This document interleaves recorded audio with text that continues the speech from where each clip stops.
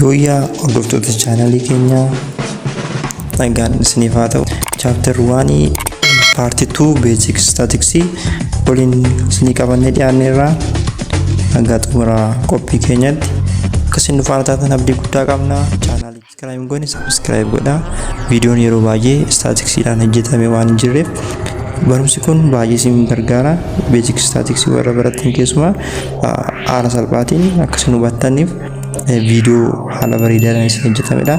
Amma xumura egaa guyyaa har'aa kan nuti waliin ilaallu waa'ee scale of measurement kan jedhudha. Egaa scale of measurement keessatti waan nuti ilaallu amaloota daataan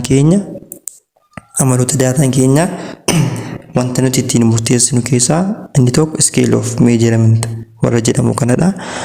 Scale of measurementiin waa'ee statistiksii keessatti wanta beezii wanta madda waan ta'eef sirriitti na caqasaa isiniin jedha.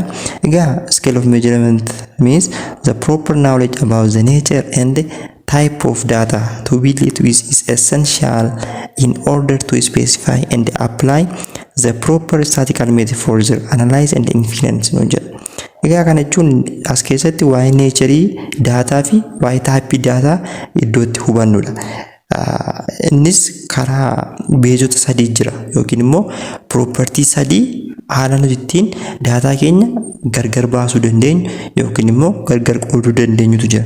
Isaanis order, distance and fixed zero dha kan isaan jedhamani. Measurement scale refers to the property of value. Kan measurement scale kun maal nutti agarsiisa? Amala daataa keenya kan nutti agarsiisudha jechaadha. Akkasuma immoo daataa keenya iddoo garaagaraatti qooduudhaaf illee wantoota baay'ee barbaachisaadha. Daataa keenya egaa iddoo garaagaraatti qooduu gaafa nuti jennu kana wantoota property sadii kanarrattidha kan nuti hundoofne iddoo garaagaraatti qoodnu. Isaanis order, distance and fixed zero dha kan isaan jedhamani. Bifa definition isaaniitii fi scale type keessa gashinee kan waliin ilaallu ta'a.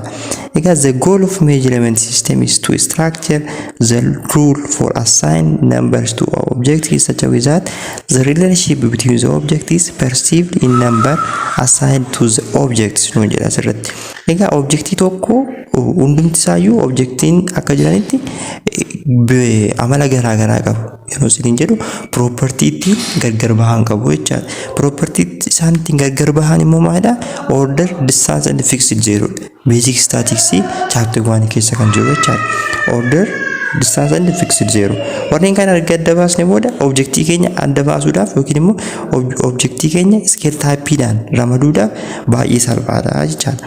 Order irraa kaasnee gaafa ilaallu the property of order exists when an object that has more of the attributes than another object is given bigger number by the rule system. Egaa objectii tokko objectii kan biraarra hin caalaa yookiin immoo isaan gadidha jennee murteessuu waan dandeenyu yoo ta'e wanti kun amala orderummaatiin murteessuu dandeenya jechaadha. Haala salphaatiin jechaadha. Kan biraa distance. Distance jechuun immoo the proper amala distaansummaa kan qabu jechaadha. Yeroo isiniin jedhu amala distaansii garaagarummaa distaansiidhaan yookiin immoo garaagarummaa fageenyaatiin wanta ibsuu dandeenyu the properties of distance kan wanta guutuu danda'u. Wanta qabxii barattoota gidduu jiru, qabxii barattoota fageenya biyya tokkoof biyya kan biraa gidduu jiru warra akkasii amala distaansummaadhaan murteessuu dandeenya jechaadha. The properties of distance is concerned with the relationship of difference between objects. Garaagarummaa objectii sana gidduu jiruun kan wanta ramadamuu danda'udha jechaadha. Kana jechuun karaa kan biraa real world irratti wanta argamuu danda'udha. Fakkeenyaaf kiiloomeetirri Finfinnee fi Adaamaa gidduu jiru hamma kana jennee fakkeenyaaf 50 yoo ta'e 50 jennee gaafa murteessinu really wanti sun 50 ta'uu qaba jechuudha. Wanta dhugaadhaan lafarra taa'ee jiru ta'uu qaba jechuudha. Inni kun amala distaansummaadhaan objektoota ifuu danda'anidha kan isaan jedhaman. Kan biraa fixed zero dha. Fixed zero siniin kanaaf siniin jiru immoo objektiin tokko true zero agarsiisuunsaa yookiin immoo agarsiisuu dhiisuusaa. Fixed zero jechuun objektiin tokko zeroodha gaafa jedhamu wanti sun cirraama lafarratti argamu waan hin qabnedha jechaadha. Fakkeenyaaf amma waa'ee heetii wayin immoo hojjaa namaa fudhanne yoo ilaallu namni tokko meetira 0 dheerata yoo ta'e maal jedhama? Namichi kun ciraama hin dhalanne jechuudha mitiire jechuun wakiin ulfaatinni waan tokko 0 dha yookiin 0 kiloogiraamii dha wanni wanti kun really waan jiru miti jechaadha. Wantoonni akkasii maal jedhamu? Fixed 0 warra true 0 agarsiisuu danda'anidha jechaadha.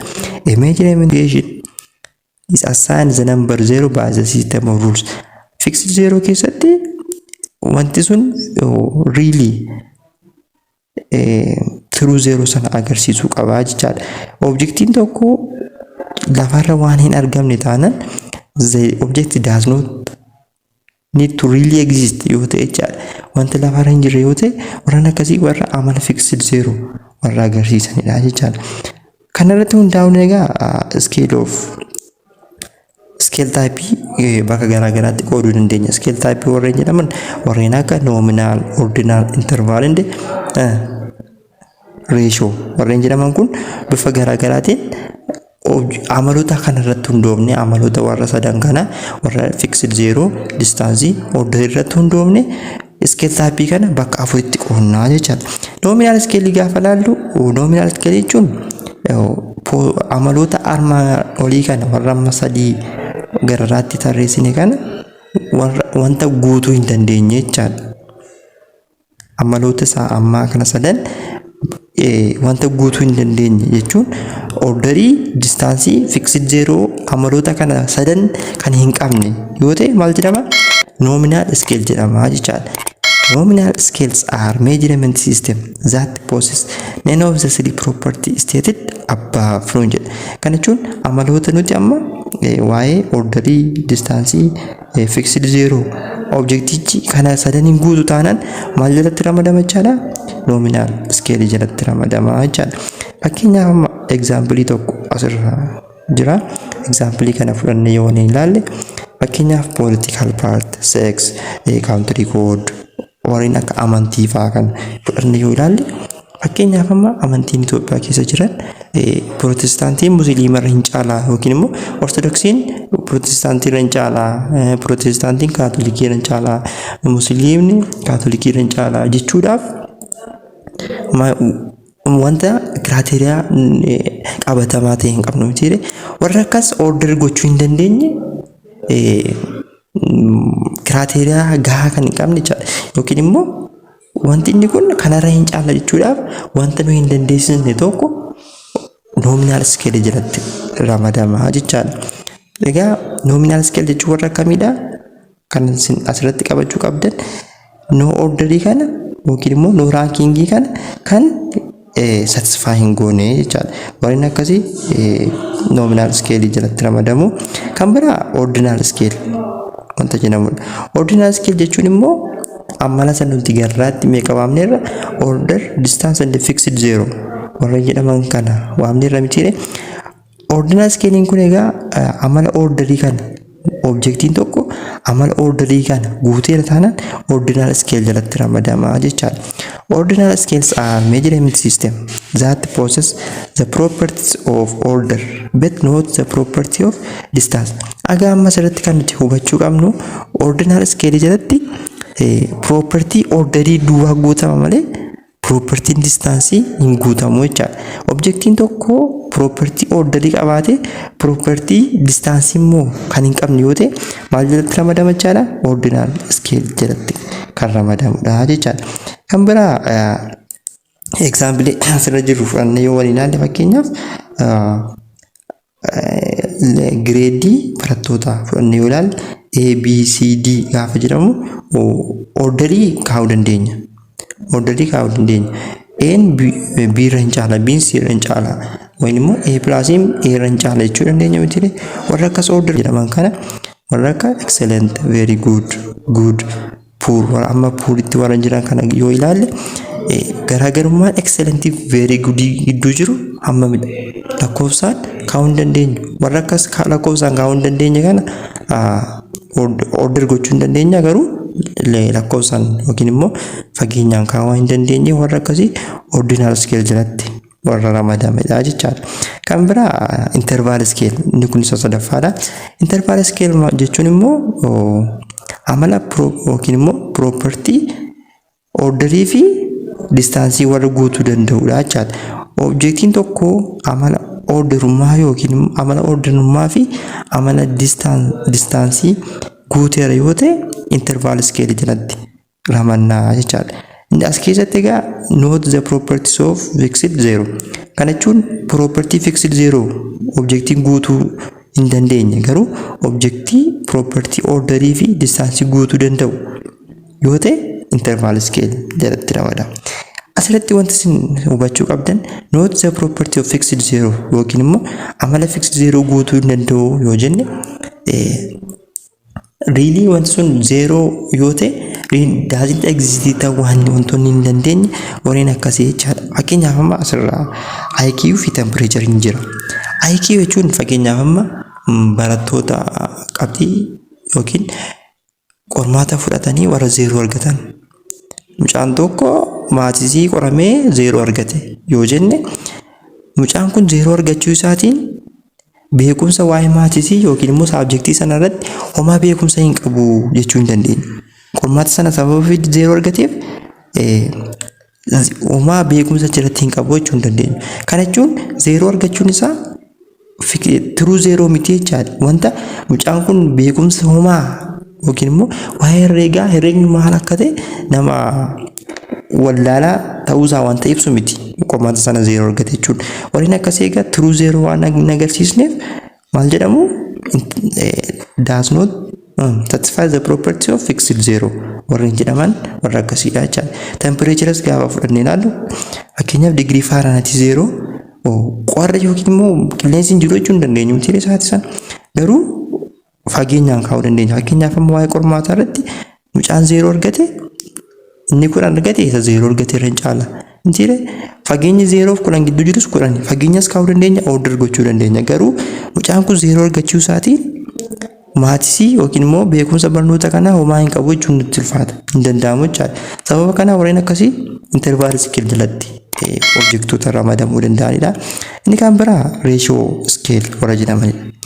Ratio scale jechuun as keessatti property sadansan property order fixed zero and distance warreen guutuu danda'an inni kun ratio scale jalatti ramadamuu jechaadha. Fakkeenyaaf amma weightii yookiin immoo heightii number of studentii yoo fudhanne yoo ilaalle kun example isaa asirraa isiniif jira. Warreen kana fudhanne yoo ilaalle ulfaatinni nama tokko zeeroodha yookiin immoo 0 kiloogiraam 0 meetir yoo jedhame amma namichi kun hin dhalanne jechaadha. Ulfaatinni nama tokko zeeroodha yoo jedhame namichi kun hin jiru really hin jiru jechaadha. Doesn't exist warreen jedhaman jechaadha. Warreen akkasii true zero warra agarsiisanidha. Heetiidhaan illee dheerinni nama tokko 0 meetiridha yoo jenne namichi kun tokkoffaa ciraama hin jiru waan hin argamnedha lafarra hin jiru jechaadha. Kan biraa immoo heetii inni tokko meetira 2 yoo ta'e inni tokko meetira 0 yoo ta'e fageenyi achi gidduu jira miti fageenyi sanas kaa'uu dandeenya. Orderiidhaanis order gochuu dandeenya. Isinii galee sirratti property kana sadan wanti guutuu danda'u yoo ta'e maal jedhama jechaadha? Order, distance and fixed zero. Guutuu waan danda'uuf ratio scale jalatti wantoota ramadamuu danda'anidha jechaadha. Property kana sadaniin type of scale kan bifa garaa garaatiin akkasitti qooduu dandeenya. Chapter 1 part 2 isaa kana fakkaata ture. Xumurri isaa amma kanattidha. Video sattaanuun chapter 2 waliin qabannee kan dhiyaannu ta'a. YouTube keenya subscribe gochuudhaan like gochuudhaan share gochuudhaan akkasiin nu jajjabeessitan asumaan amsini dhaama. Chaanaalii keessan guddifadhaan isiniin jedha. Viidiyoon akkasiin hojjetamu barbaadan immoo koomentii jirratti yaada keessan nuuf kaa'aa. Guddaa galatooma ulfaadha.